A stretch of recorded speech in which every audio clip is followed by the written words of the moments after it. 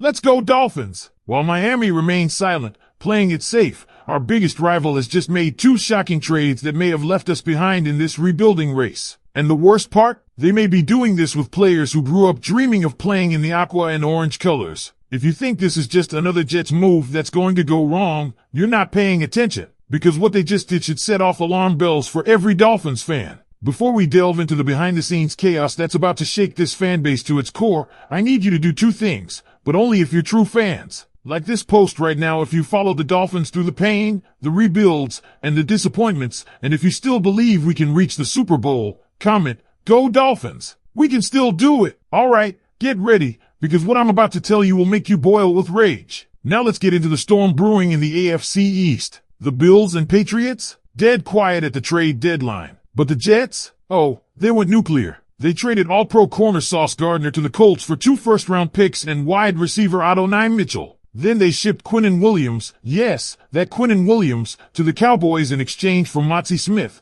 a second-rounder, and a 2027 first-round pick. That's 2 all-pros offloaded in one day for a mountain of future draft gold. So what does that mean for Miami? It means trouble. Big trouble. The Jets now have the power to draft whoever they want. They could move up. They could trade down. They could stockpile. They have 2 firsts and 2 seconds in 2025. In 2027, they'll be sitting on 3 firsts and a second. You give any front office that kind of ammo, and they can build a monster roster from the ground up, even if they've historically botched picks. And sure, you can sit back and say they're the Jets. They'll screw it up. But guess what? People say that about us too. Miami had the same war chest in 2020 and 2021, and what did we do with it? Tua, Austin Jackson, Iggy, Liam Eichenberg. Sure, there were hits like Jalen Waddle, Jalen Phillips, and Javon Holland. But no playoff wins. No deep run. Just another cycle of hope, disappointment, rinse, repeat. And now the Jets are in position to do what Miami couldn't. This April, they'll have a top 5 pick of their own and another in the teens or 20s. They could draft a QB, maybe Fernando Mendoza,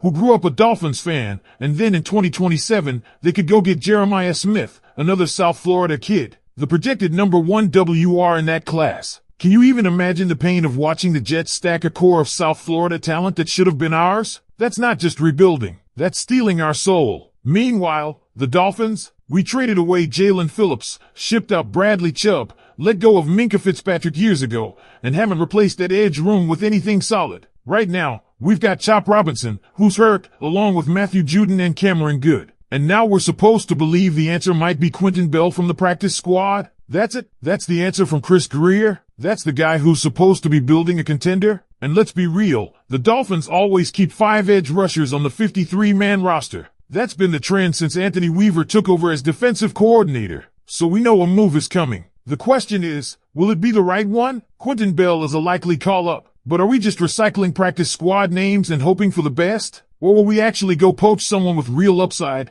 like William Bradley King from the 49ers or Isaiah Foskey from the Bengals? Even Braden Swinson from the Patriots could be a smart get, and wouldn't it be sweet to hit back after they snatched John Saunders Jr. from our practice squad? Right now, the future is getting murkier for the Dolphins. The Jets are making aggressive, long-term plays. Miami? We're reacting. We're backfilling. We're holding on. That's not how contenders operate. That's not how Super Bowl caliber franchises are built. And the worst part? If we miss on the next quarterback, whenever that happens, we're looking at another decade in the wilderness. Meanwhile, the Jets could be lining up their future QB-WR combo with Dolphins fans' childhood idols. It's a nightmare scenario. The uncomfortable truth, Dolphins fans, is that time is running out. Miami is stuck between a fading window of opportunity and a future that looks increasingly shaky. We can talk all we want about Mike McDaniel's offensive genius or how good Tua can be when everything is perfect around him, but none of that will matter if this front office doesn't wake up and get aggressive, strategic, and, most importantly, right with the next moves. Because while the Jets are stacking picks like poker chips ready to go all in, we're staring at the reality of another wasted era if this thing isn't turned around fast. Let's look at the edge position again because it tells the full story of what's happening in Miami. After dealing away Jalen Phillips, this room has become paper thin. We're hoping that Chop Robinson, who's already banged up, can develop quickly and be a consistent starter. Meanwhile, we've got Matthew Judon, who's solid when healthy, and Cameron Good, who's still trying to prove he belongs in the league. That's it. That's the group. And yes, Quentin Bell might be activated soon, but that move isn't going to shake up any offensive coordinator's game plan. It's a depth patch, a body, Nothing more. It's moves like these that make it clear how disconnected the front office is from what's really needed to contend. You can't compete in today's NFL without depth in the trenches. And with a defense that's already losing key pieces, we're dangerously close to becoming one-dimensional. The identity of this team, once defined by explosive playmakers and a fast, aggressive defense, now feels incomplete. Chris Grier has had enough time. More than enough. And yet here we are, back in a position where we're scouring other teams' practice squads to find rotational edge rushers. Let's not forget the options actually available either. There are players out there like William Bradley King,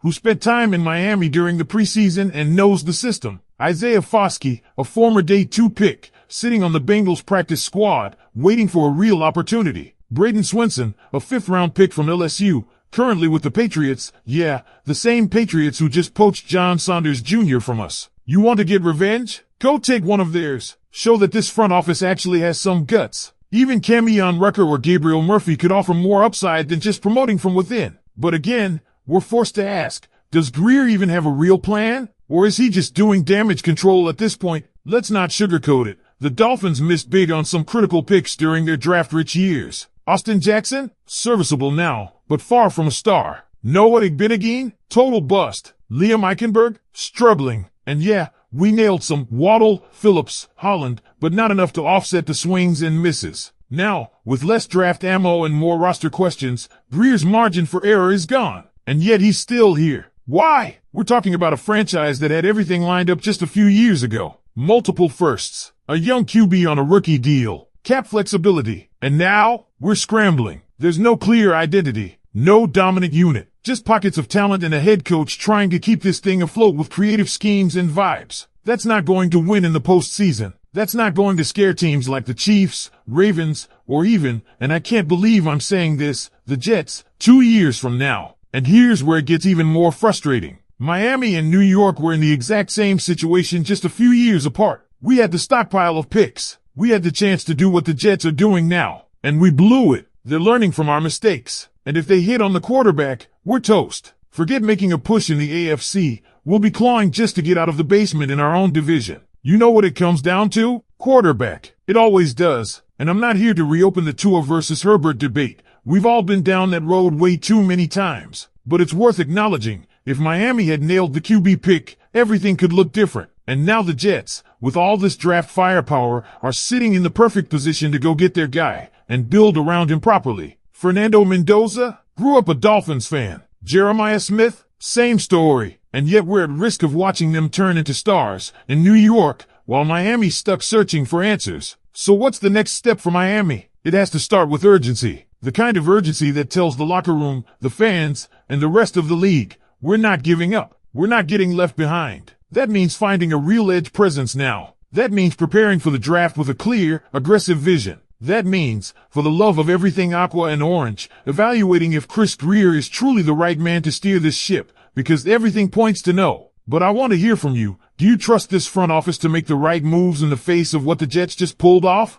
Is there any confidence left in Grier? Or is it time to clean house and start fresh before it's too late? Drop your answers in the comments, and if you're new here or just haven't yet, hit that subscribe button and like this video for more real talk about the Miami Dolphins. Check out the other videos on the screen now. We've got breakdowns, rumors, and more on the way. Don't miss it. Go Dolphins!